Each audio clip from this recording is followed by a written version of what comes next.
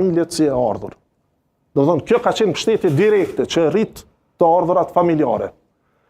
Normalisht nuk e zgjidh gjithë problemin, për sa do pak e zbut peshën e ngarkesës që ka shkaktu inflacioni i cili kryesisht është importu.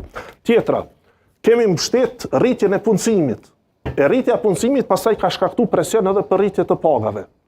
Dhe paga mesatare në sektorin privat është rritur nga viti 2020 në fund të vitit 2024, se ende su publiku 2025, 57%. Është rrit paga mesatare në sektorin privat. Në sektorin publik, edhe në sektorin publik, buxhetin për paga e kemi gjetë 625 milion euro, si vjetë është 917 milion euro. Është rritje prej 47%. Do thonë, ata po premtojnë 50% rritje, ne kemi bo për tër mandatin rritjen 47%. E kemi bo, kurse ata, kur kanë qenë pushtet, Bedri Hamza, kur o kanë ministri i financave, ka rrit 4%. E di pse? Se është një ligj që thëtë që pagat në sektorin publik mund të rriten vetëm aq sa rritet ekonomia.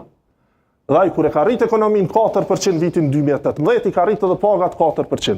Ne kemi rrit 47% buxhetin për paga që mesatarisht i bjen ka pas edhe rritje të pagës sektorin publik. E kemi rrit për herë të parë. Do thonë, të gjitha qeverit para neve kanë rrit veç një herë pagën minimale, kur e kanë bën 170, ne kemi rrit 3 herë, mrena një mandati. Do thonë, për herë të parë, prej ma shumë se një dekadë është rrit paga minimale në mënyrë që, sidomos ato familje që kanë më shumë të nevojë, të kenë shtetjen e nevojshme. Mund ta bëj një pyetje tek rritja e pagës minimale, të lutem se lidhet me këtë temën. Por, kjo paga mesatare nuk e spjegon komplet pikturën. Ministër, jo, tash se paga mesatare nuk është të rritja e pagës minimale. Një sfidim të shkurtër. Po. Nëse jam një biznes i mesëm nga Dragashi ta zëmë, ose ku i diun, Suareka, Malisheva, çka më ka ndodhur në këto 3-4 vitesh është rritur qiraja. Është rritur lënda e parë, është rritur çmimi i lëndës së parë. Është natyrisht është rritur çdo gjë e operimit të një biznesi të mesëm. Për shkak të krizës globale që ka ardhur, e thamë më herët, për shkak kjo rritja e kostës së jetesës, në fakt ka rritur edhe funksionimin e një biznesi të mesëm. Dhe derisa është duke menduar si ti përballoj këto rritje, ky biznesi i mesëm, e merr lajmin që ministri Goran Murati ka vendosur që edhe të arrisë pagën bazë të punëtorëve. Ta që në 500 euro. Çka po i bën biznesit të mesëm? Tash, mund të flasim për raste individuale, që çdo herë mund të ketë të tilla, por ne, si politik bërës, pra si qeveri, duhet flasim për pikturën e madhe, çka i ndodh ekonomisë në tërësi. Këto biznese që po përmend si tërësi, siç e thash më herët, kanë pasur 2 fishim të qarkullimit. Pra nga 11.6 miliard euro qarkullim, para se me marrë një qeverisin, si vjet i kanë 25 miliard euro qarkullim. Po dikush mund të më thonë qarkullimi ka mujt më rrit, po fitim s'kan. Edhe fitimi është rrit. Te bizneset, fitimi ka qenë 900 milion euro kur ne kemi marrë qeverisjen, si vjet është 2.3 miliard euro fitim neto. 2.3 miliard euro është fitimi. Pra, nuk është se s'ka hapësirë biznesi për të rritur pagat.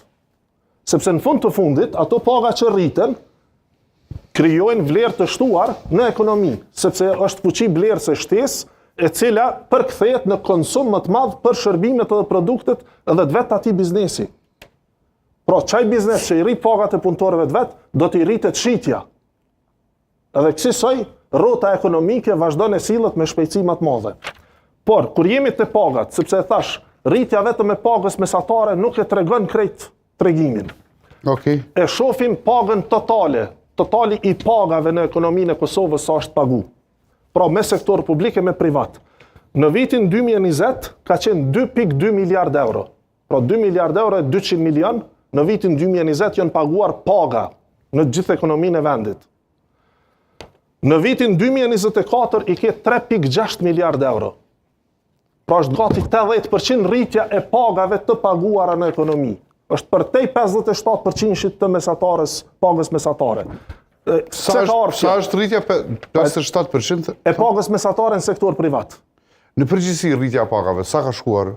47% është afërsisht 80%. totali po flas.